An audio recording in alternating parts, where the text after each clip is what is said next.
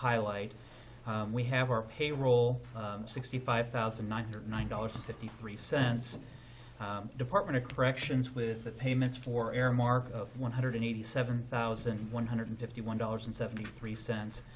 But then really what's making up a lot of our expenditures today, we have Furniture Mall of Kansas for $62,730.20. That's carpeting. We have building and maintenance of $33,900. We have the Bridge Fund for $44,516.16. We have infrastructure of $30,755.67. And those all represent infrastructure for deferred maintenance and building projects that are going on in Shawnee County.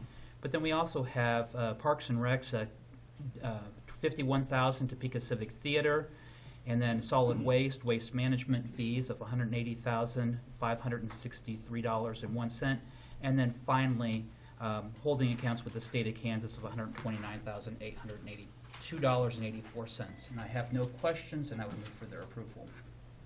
I'll second. Yeah, thank you for pointing that out. The money we have to spend on our infrastructure and to keep things going in Shawnee County, that's really important. Thank you. Thank you.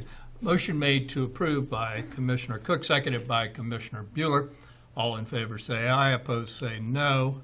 Motion carries 3-0. Next item, please. Item A2, consider correction orders. Move approval. Second. Motion made to approve the correction orders by Commissioner Bueller, seconded by Commissioner Cook. All in favor say aye, opposed no. Motion carries 3-0. Next item, please. Item B, Committee of the Corrections, number 1, consider approval of request to apply for a Title II Disproportionate Minority Contact Alternatives to Detention Grant and sign letter of support. Good morning to you all. Morning. Good morning. I believe you guys received a letter last week regarding this request. Basically, we're attempting to get grant approval. Reno County applied for the same grant about 6 months ago.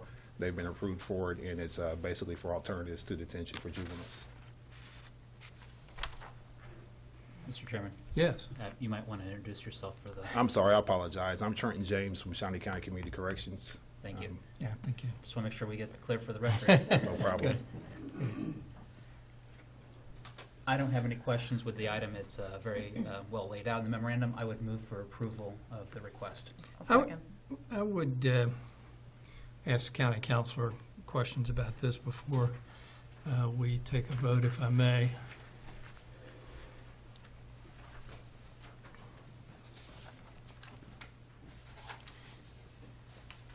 In the letter, in the memorandum, and also in the letter to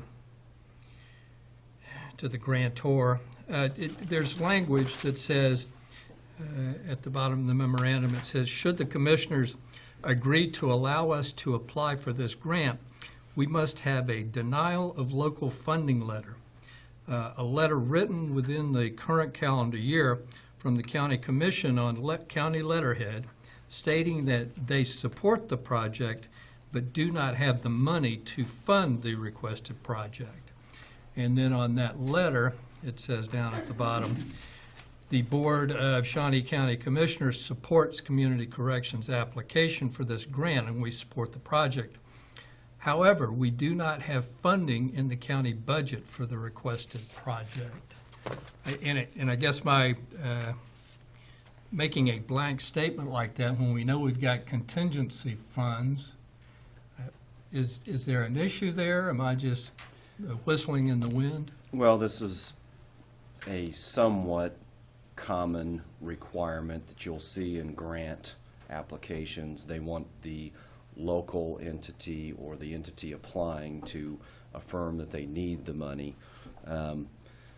It's a matter of how much you want to wordsmith this and how much you want to parse words. Did we specifically allocate funding in the budget for this purpose? And Right. if the answer to that is no, then we don't have funding for this item. Okay, And I think that's a true statement. okay. But that was my question. If that's your issue. Yeah, that's my issue, that we actually do have contingency funds that we could theoretically apply to this, but it's not specifically mentioned in our budget planning. You could say we haven't allocated those funds to this purpose. Okay, so you're okay with this? I am. All right, thank you. Along that line, Commissioner. Yes, Commissioner Cook? Community corrections is a little bit of a different department in that we don't actually fund community corrections. It's a state-funded, but it's administered through Shawnee County. Right. Correct. And so the community corrections actually makes up no part of the Shawnee County budget. That's my understanding. And so when we look at something like this, we don't actually have any funding set aside for community corrections. And so that would also weigh into this grant application. I agree. Thank you. Mhm. Good. I feel better now. Motion made to That's what I'm here approve for. by Commissioner Cook, seconded by Commissioner Bueller.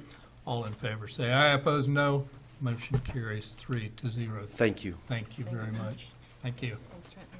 Next item, please. Item C, Health Department, number 1, consider authorization and execution of contract C-105-2017 with Grace Med for emergency vaccine storage in case of a power outage or failure of vaccine refrigerators at the Capital Family Clinic and the Highland Park Family Clinic at no cost to the county. Good morning, Commissioners. Linda Oaks from the Health Department. This agreement was requested by Grace Med to help them in case of power failure to protect their vaccine. And as I said in the request, we have refrigerators at both our buildings. We have backup generators. We have a telephone system that calls us when they go out of range. So we have a good system to protect our vaccine and also be able to help them in case of emergency. And I'd be happy to answer any questions. Questions for Linda? I have none. I'll move approval. Second. Motion made to approve by Commissioner Bueller and seconded by Commissioner Cook. All in favor, say aye. Opposed, say no. Motion carries 3-0. Thank you, Linda. Next item. Item D, Parks and Recreation, number 1, consider approval of appointment of Kent Pellegrino to the Parks and Recreation Advisory Advocate Board as recommended by City Councilwoman Elaine Schwartz to replace Cassandra Taylor. Good morning, Commissioners. John Knight, Parks and Recreation. If you'll recall, we when we re-upped this new advisory advocacy council, we changed the bylaws slightly, and that is now that the City Council make recommendations to the board, and the county commissioners actually make those appointments. With that being said, he is here today. Kent Pellegrino was recommended by Councilwoman Schwartz to be on here, and we're looking for your approval. Randy Luby and L.J. Pauley both met with him, and he seems to be a very energetic guy who has a big heart and really wants to help with our parks and recreation issues. But with that, I'd go ahead and turn this over real quick to Randy to actually introduce Kent. I think you had some other things you wanted to say, didn't you? If not, make them up as you're walking up. Good morning, Commissioners. Randy Luby, Parks and Rec. John is right. LJ and I met with Kent last week. He has a lot of interest in Parks and Recreation. He has a background in management and with unions, and he seems really energetic, and I think he'll be an asset to our board. I'd like to introduce Ken, if you want to come up. I don't know if you want to say anything, or... With approval, I look forward to serving. So moved. Second. Motion made to approve by Commissioner Bueller, seconded by Commissioner Cook. All in favor, say aye. Opposed, say no. Motion carries 3-0. Thank you, Commissioner. Thank you, Kent. Thank you, Randy.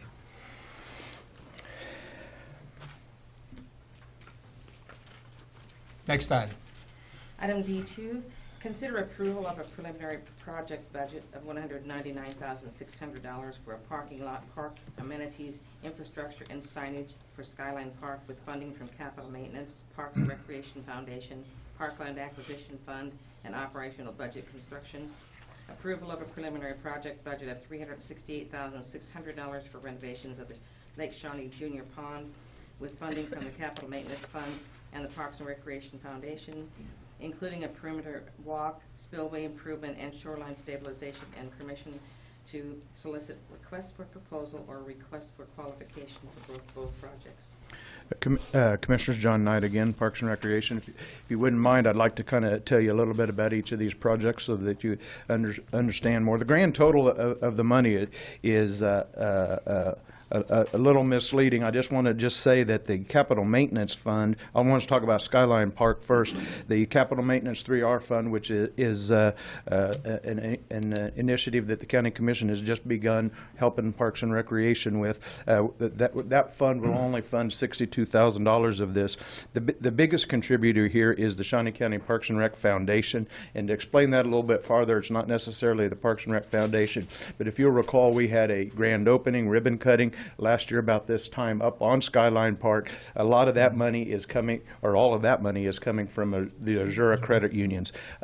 They've been a tremendous partner in this. We're able to get this going. This doesn't bring Skyline Park clear up to what I envision some days, but hopefully between the two of us we can continue that partnership. One of the key things that will happen in this is we'll begin to address the ADA issues with Skyline Park. You can go a small ways up the Skyline Park now, but hopefully eventually we can get you clear up to the top with handicap accessibility. It may take us a little while to get there, but we're working toward that. Some of the other funds that we use Parkland Acquisition Fund, which is a developer fee that the city collects and then provides to us, was collected in that district. And we are also going to use some of our operating funds, about $27,600 of our operating funds, to move the Skyline Park forward. The other one is the Lake Shawnee Junior Pond.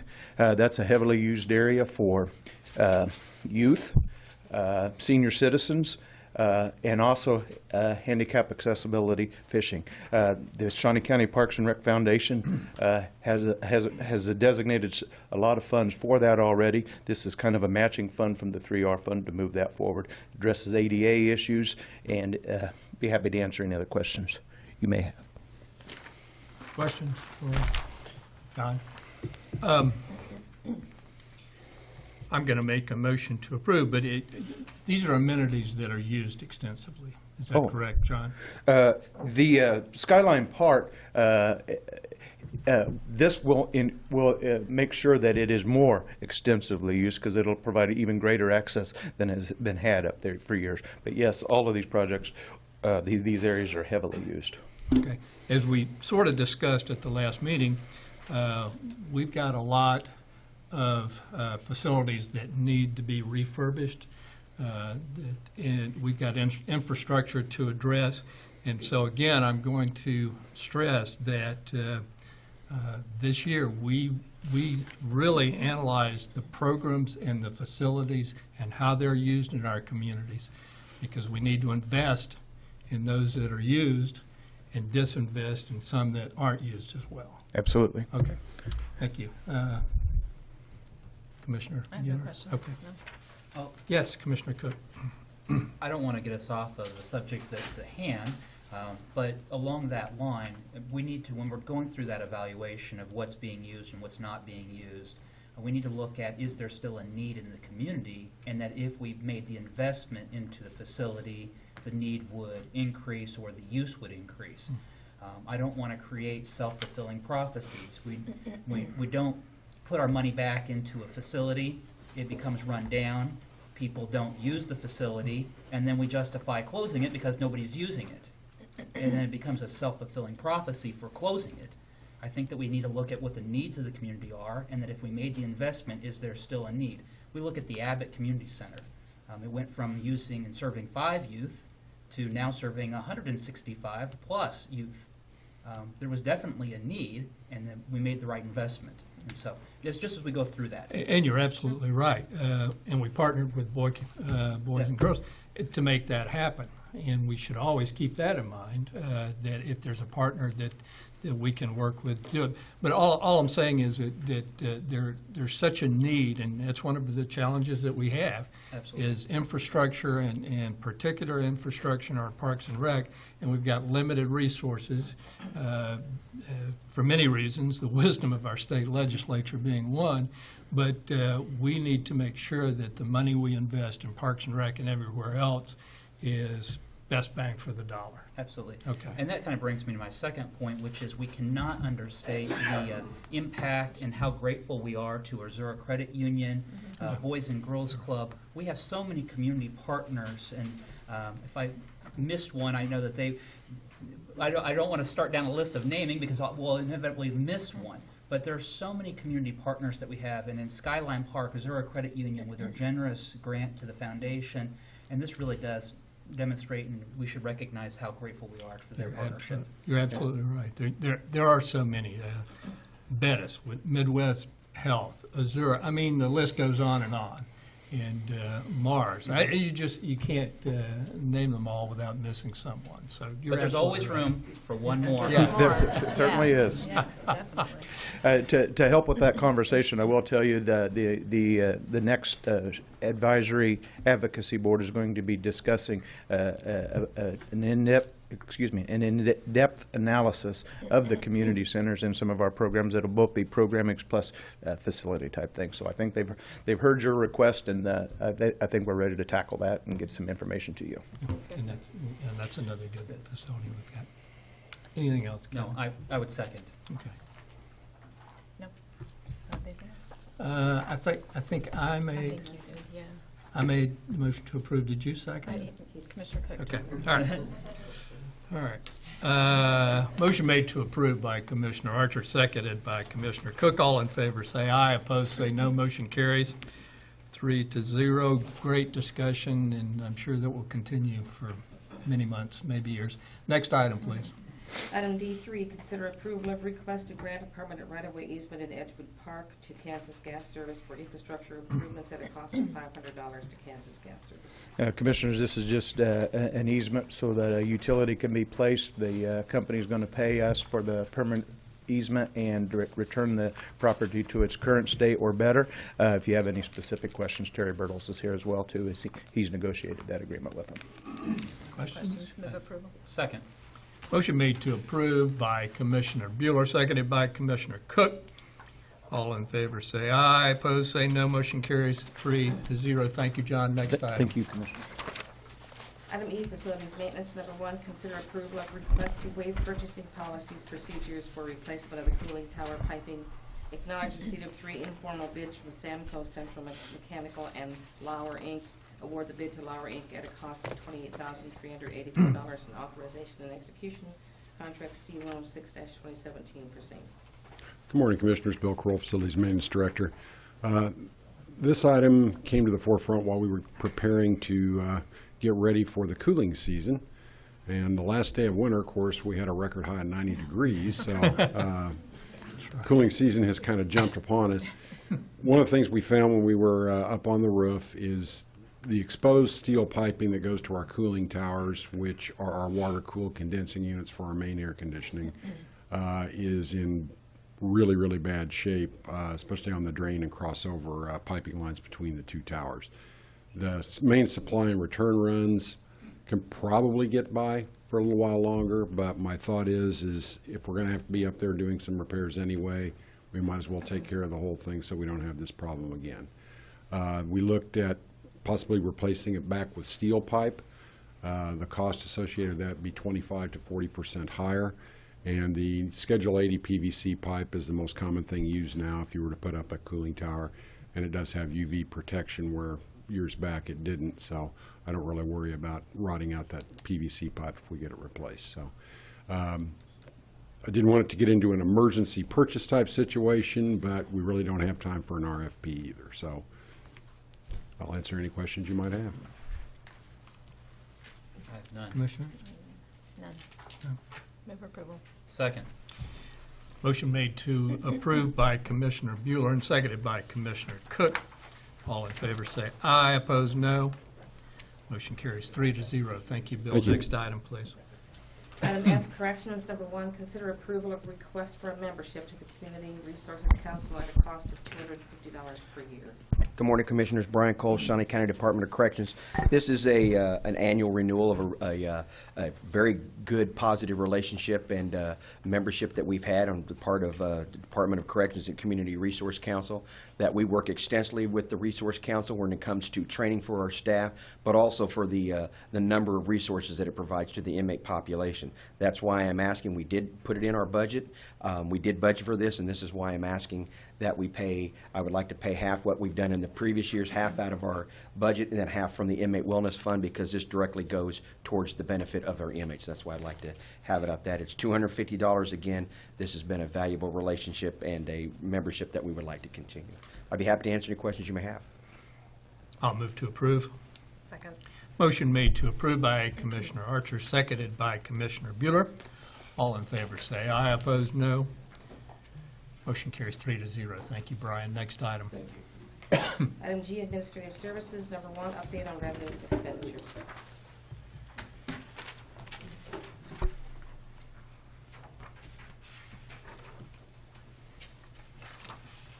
again.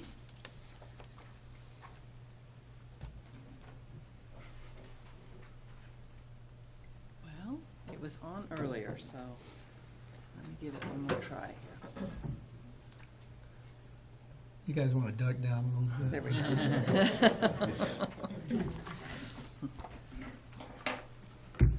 There we go. Okay, Betty Greiner, Director of Administrative Services, and I'm here for our financial overview as of February 28th, 2017, and I'll remind you this is a snapshot view as of that date. We will start on the revenue side, and through February 28th, we had received $45,698,016. As you can see, our budget was $45,714,513. So we are $16,000 within budget. So we are just right on budget there, as you can see. And it is a little higher than last year by $1,314,000. And this chart, breaks it down into the different categories. And this really shows that the majority of that revenue is from property taxes, because in January we receive our distribution for the first half of the property taxes for the year. So you can, like I say, see that the majority of our revenue to date is in the property tax section. But we will go through each category. The first category is property tax revenue, and we've received $43,731,538. That is $249,000 under budget, and although that is a large number, it is 0.5% so of what we've received to date, or our budget. So that is a small variance, but it also is something that we may make up in the rest of the year. In fact, we have the tax sale coming up in April, and that generally brings in additional tax revenue too. Our next category is other tax revenue, and we have received $312,000 on that, and that is $26,000 under our budget. So they're again right on the budgeted amount. Property-related fees is our next category, and we've received $295,680. We had budgeted $181,223, so we are over budget on that one of $114,000. And as we've talked before, this is just based on mortgages and when those are filed. So it can really fluctuate month to month. And also, if we have a large filing, a large mortgage filed, that can really fluctuate this number also. Coming up in March, as you'll see in my next report, we did have a large filing in March of a very large mortgage, but there again, we only got to keep a piece of that because it was distributed through other counties also. So, but the point is, this can fluctuate month to month, so we may see a different picture when we look at this in March. The next category is charges for services, and we've received $736,071 to date. That is $49,000 over budget, and that's mostly due to the DOC for care of prisoners, that we are paid for other jurisdictions when we hold and care for their prisoners. And our last category in the revenue side is other revenue. We've received $622,129. That is $95,000 over budgeted, and that is mostly in investment income, which was higher than we had budgeted, and then just spread throughout other miscellaneous items.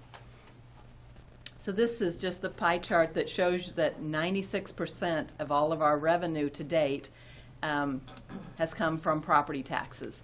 Each of the other categories is at 1%. So just, at this point in time, and that percentage will change throughout the year because we've received approximately half of our property taxes for the year. Yes, Commissioner. If we could, just for a moment, if year-to-date, we've received $45,698,016. Yes. What is the total expected amount that we have budgeted for the entire year? Do you approximately? Approximately $103 million. So within the first 2 months, we have almost half of our entire revenue that's come in. Yes. Okay. Yes. Just want to make sure that we highlight that when we see $45 million, that has to last us for Yes. more than half the year. Yes, and that will really show up when we look at the amount of expenditures that we've spent for the first 2 months, because we've received, this large amount of revenue, but we've only spent 2 months of expenditures, and those are lower months than some of the others that will come throughout the year. Okay. Yeah. Thank you. Okay, so now we do go to the expenditure side, and our expenditures to date, or through February 28th, are $17,193,171. And you can see that our budgeted expenditures were $17,062,928. So we are over budget by $130,000. But there again, when you look back at those percentages, that is 0.13%. So in the whole scheme of things, I would say we are right on budget. And there again, this shows the different categories. And the blue on the bottom here is public safety. The red is public health. The green is administrative services. Purple is Public Works, the lighter green is Parks, Rec, and Expo Center, and then the top is debt service. And I'll go through each category of these too. The first category we'll look at is public safety, and we have spent $6,993,460. That is, what I'm showing right now is $499,000 over what I had budgeted or estimated for these first 2 months. And that's really made up of the DOC and the Sheriff's Department. And this is something that I'm going to have to look at and may have to tweak the distribution throughout the year, because this year in 2017 we have been able to fill some of those positions that were vacant last year. With the comp study and getting those salaries up, we've been able to fill some of those positions in those departments. So some of those excess monies that we had at the end of last year, that were spent at the end of last year, will be distributed more throughout the year this year. So this I'm going to have to watch, and we may need to tweak how I distribute that budget number throughout the year. The budget won't change, but just the distribution. Mr. Commissioner. Yes, Commissioner Cook. Along that line, as we fill the positions in Department of Corrections, we should expect to see our overtime amounts go down. Yes. Which we didn't see usually until the end of the year. Right. Yes, that's correct. Okay. Good point. Thank you. Okay, the next category is public health, and we have spent $2,189,238. That is right on budget, of course, because that is an expenditure that we allocate by quarterly, so that is always right on budget. Next category is administrative services. We've spent $3,593,474. This is showing it's $280,000 under budget, and the primary reason for that is our contingency. Now, when I set our budget, I take our contingency, which is $1 million this year, and I just spread it evenly throughout the 12 months, not knowing when a contingency might hit. So we have 2 months that we have not used any of the contingency. So, of course, this category is under budget. Next category is Public Works. We have spent $1,848,717, and that is $75,000 under budget for this year. And with Public Works especially, this is mostly a timing issue, you know, when some project was paid this year compared to last year. So they're again right on budget with that. And also mention, as I many times do, that this does not include the money that is spent for sales tax. This is just our operating budget that has been expended. The next category is Parks, Recreation, and Expo Center. We have spent $1,973,141, and that is $14,000 under budget. So right on target there. In our last category is debt service. We have spent $595,140. That again is right on budget. And this, if you look at this, it shows a decrease from last year, and that is really just a timing issue. This year, what I'm showing, this $595,000, was for interest for our certificates of participation, and the GO debt, or the GO bond debt, was not paid until the 1st of March. Last year, they were both paid in the month of February. So when you see this difference between 16 and 17, it's just a timing issue. In fact, once we have paid that in March, our debt service will go up a little bit this year from last year because we have the election equipment that we will be paying for this year. So you'll see that in March of next month. So here's just the chart that shows each of the different categories, comparing what is spent this year to the budget to the last year's expenses. And it, just there again shows that public safety is the category that we spend the most money in. This pie chart shows the same thing. It shows 41% of the expenditures went to public safety. Public health was 13%. Admin services was 21%. Public works 11%. Parks, Rec, and Expo 11%. And then debt service 3%. Any questions? Questions? Commissioner Bueller? Yeah, Betty, with the change to Grace Med and those dollars in the public health, how's that reflected there? Well, if we go, Because it was 146,000 Yeah, less let me go than back. the prior year. yes, So is that where I'm seeing then the reduction? Because yes. If you look at this, and I can tell you the exact numbers here. In the public health, with Grace Med alone, we saved $177,000 this year, and then we also saved $70,000 on the ambulance. So that is why you're showing that the public health was higher last year than it is this year. And that's even after we gave additional funds in other areas, like Vallejo for mental health. They have received an additional $50,000 so far this year. So those have offset each other, and we still are down $146,000 because of really because of the privatizing the health clinic and because of the ambulance. Okay, very good. Yeah, yeah. Thank you. That's all. It's always interesting that our financial reporting, we never make any headlines. I think that's a good thing. Yeah.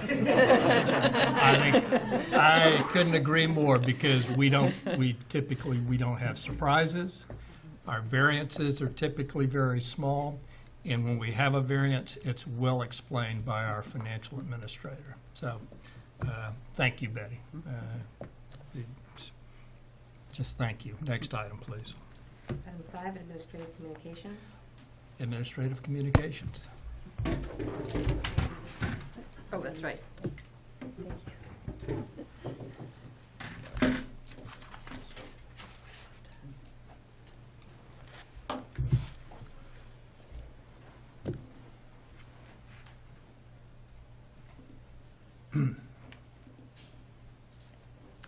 Linda Oaks from the Health Department. I'm here to talk to you just for a minute about tomorrow, which is World Tuberculosis Day.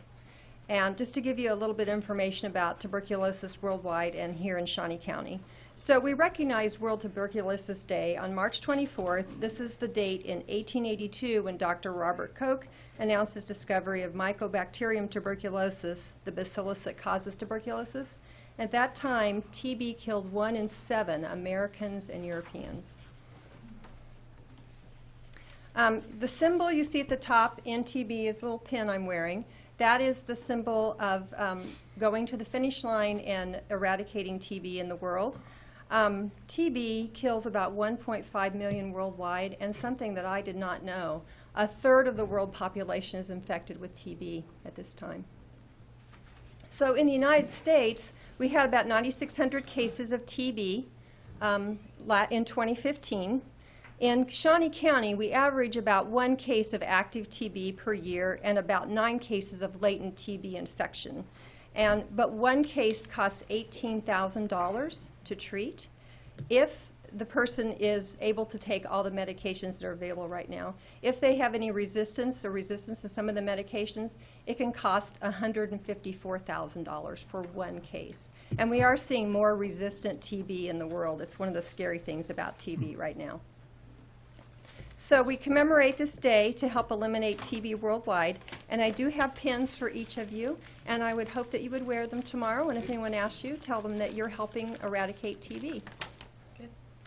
There you go. Thank you. Thank you, Linda. Thank you.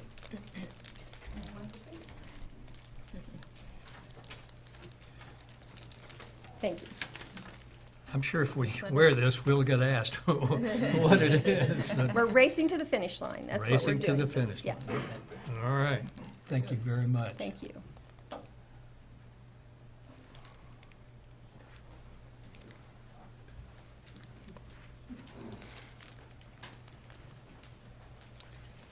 Good morning, Commissioners. Captain Colbeck at the Sheriff's Office. As you likely are aware, we had an officer involved in a motor vehicle accident yesterday about 4:50 p.m.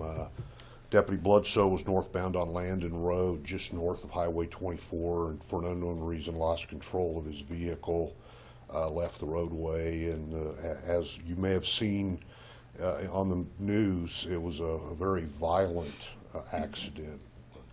Very certain that the vehicle's totaled.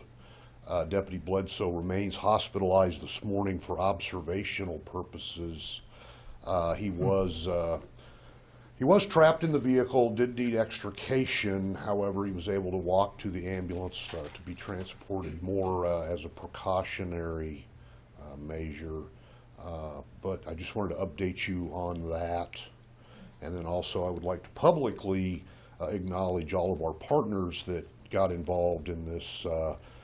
As you can imagine, anytime an officer in danger call comes out over the radio, people scramble from all around to try to find a way to get to help that officer out. And just the radio traffic alone of Deputy Bledsoe trying to communicate his situation was alarming. But thanks publicly to all of our partners, fire department, police department, obviously the sheriff's office, EMS that came to his aid.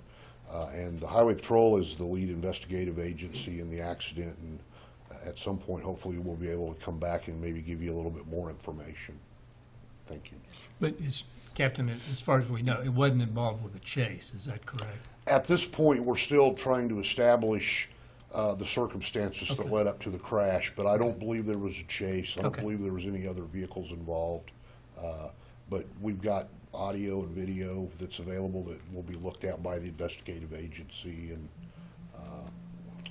Okay. do you have any other questions? Any questions? Yeah. Thank you for the update, and also, thank you, Sheriff, for calling and advising me yesterday, just to keep the commission updated. Yeah. Yeah, and glad Yeah. it's okay. Yeah, that was, I think that was meaningful for all of the commissioners to actually get a call from the sheriff to update. I will pass that along to him. Please do, please do, Thank you. with emphasis. Thank you. Next item, or anyone else?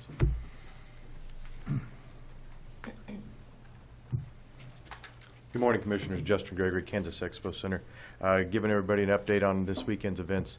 We have Kansas Kids Wrestling in town. Just giving everybody a heads up. The lines in the restaurants will be long, so be patient. The CVB and Brett Otting Visit Topeka have given all the wrestlers and their families, coaches, the lanyards, so they're highly recognizable in the community. This is the last year of the contract in Topeka, so if you get a chance to stand in line behind somebody at the restaurant or at the mall, at the gas station, thank them for coming to Topeka. We are looking forward to a jam-packed event. It'll be full house, starts 6 a.m. to 6:30 a.m. with Saturday morning with weigh-ins, and then once they are weighed in, they're going to go eat. So all day Saturday, be prepared. We will have a community full. Do want to also touch on the Senior Classic is Friday night. It starts at 7 p.m. And then the event should conclude Sunday at 4 p.m. Moving on, we are also hosting Sesame Street Live on April 5th. We are hosting 2 shows, 10:30 in the morning and at 6:30 p.m. that evening. The Roadrunners come back for their final home stand of the year, April 7th, 8th, and 9th. The 8th, the Saturday night, it is a police, courthouse personnel, first responders, lawyers, and judges get in for $1 for Law and Order night. So we're looking forward to that one to kind of keep the ruffians out. Also have announced Boston for June 4th, Sunday, June 4th. Pre-sales are going extremely well for that. And a final point, I did notice, Betty, that Parks and Rec and the Expo Center are $14,000 under budget. I personally will do all I can to correct that. John's not here. I'd give him a shot at it, but he left the room, so I'll take advantage of that. Oh, he's in the back. Be happy to answer any questions you have. Questions for Justin? Are the Topeka Lodging Association, are they still having the barbecue? Yes, barbecue. On Friday? You might talk a little bit about that. Yes, it is Friday evening, 6 p.m., I believe, is when we will get started with the barbecue. It's for all the wrestlers, their families, anybody in town. Everybody is welcome. It's a great chance to get out and actually interact and meet with the people and answer any questions they may have or field comments about. We liked it because we have at the Expo Center added exhibition hall as part of this event, and it's not just come and wrestle. We have bounce house, we have the video arcade, we have the games. It's a great place for the kids when they, before and after they get done wrestling, siblings, dads. It's a great place, and we actually have vendor booths, T-shirts. It's quite a production. But I think it's important that the Topeka Lodging Association is supportive of this event and they sponsor. Yes, because it is, as the restaurants will be full, so are the hotels. I would say that last year, we started a third Thursday at the Expo Center. I thought that was, it was a new idea.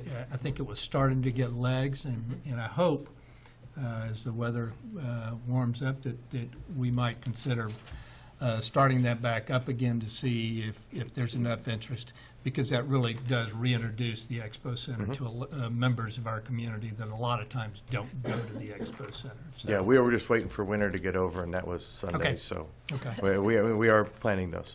Good. I'm glad to hear that. It was a lot of fun. Yes. So, all right. Thank you, Justin. Thank you. Anyone else for administrative communications this morning? Commissioner Bueller. I know that probably Commissioner Cook is going to talk about this as well, that yesterday attended the Great Plains Youth Leadership Conference. It's their third year here in Topeka. It's 45 sophomores. They spent 2 days, they're spending 2 days of their spring break learning about leadership, and so it was nice to go and speak with those young people. Good. Yeah, it was good to speak to them. It was a good group to address. They had great questions, really, yeah. So it's Did you good. get stumped? No. Oh, no. that's good. It's always I good. don't know, I don't know. I always get stumped at those, and whoa, okay. They were really engaged and really involved. And John Bursaw, who's with the Citizen Potawatomi Oh. tribe, he kind of coordinates that, and so they do a great job. It's fun. Good, thank you. Commissioner Cook, anything else? Just that I've talked with the counselor's office about drafting a resolution for consideration for the commission in support of Senate Bill 8 that would call for the election of our elections commissioners. And so I anticipate that coming on the agenda at some point, and I just ask that as we move forward to think about that resolution and whether or not the commission would support a resolution. A resolution is not much more than a strongly worded letter, but just to say that we do support the election of the elections commissioner. And so, just let you know. Okay. Monday soon enough for you? I think so. All right, we'll plan on it. That is an important issue. The only thing I had was to remind people, and I'll do it again on Monday, next Wednesday, we have a JADO meeting. At 6 o'clock, it's going to be in City Council chambers, and I always stress how important these JADO meetings are, because the decisions we make, we need as much public input as we can get. Those are important decisions. A lot of tax dollars are involved, so show up and let your voice be heard. That's all I had. Next item, please. Item 6, executive session. There is a need for an executive session, and I'll make a motion to go into executive session for a period not to extend past 20 minutes to talk about attorney-client privilege and non-elected personnel. And that is a motion. Second. Motion made by Commissioner Archer, seconded by Commissioner Bueller. All in favor say aye, opposed no. Motion carries 3-0. We are in executive session.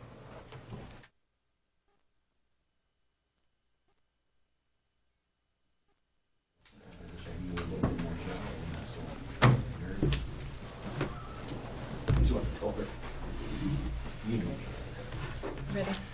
Time? Okay. We are back in session, no action required, and we are officially adjourned.